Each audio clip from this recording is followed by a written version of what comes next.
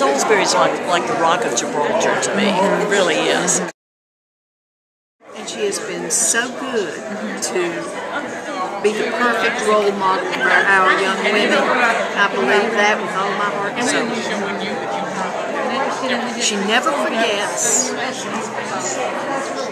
her friends and her schoolmates. Today, June 3rd, 2012, we have opened a phenomenal exhibit, we think, on the life and service of our hometown girl, Elizabeth Hanford Dole.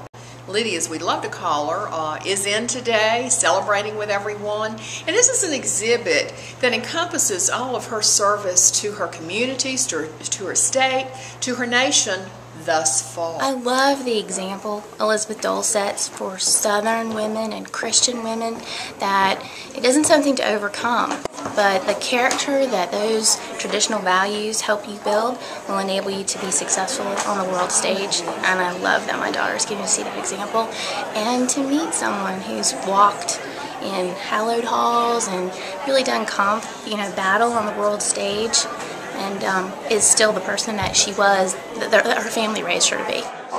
I met her my senior year in high school. She befriended me in homeroom, and then we went to the drama club together.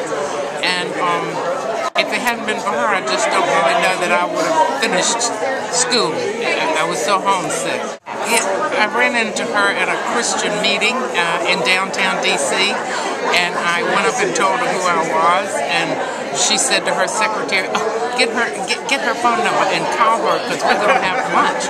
And so for 2 hours, she took no phone calls, and we had lunch when she was Secretary of Transportation. Some of the highlights of the exhibit include her early childhood days, a lot of photos and visuals, some of her collection of dolls, her dollhouse, toys, books, things like that, bringing back a lot of memories for her high school friends who were here celebrating with her today. Of course, we cover her education at Duke and at Harvard. We cover her years when she was president of the American Red Cross. Oh, and absolutely her years in the Senate. And it was just such an emotional experience. Absolutely awesome what they've done. I mean, it's overwhelming. And to think of the talent that people like Betty Dan Spencer and Kay Hurst and Terry Holt and so many others have put into making this possible. I mean, the idea itself is something that I'll cherish forever.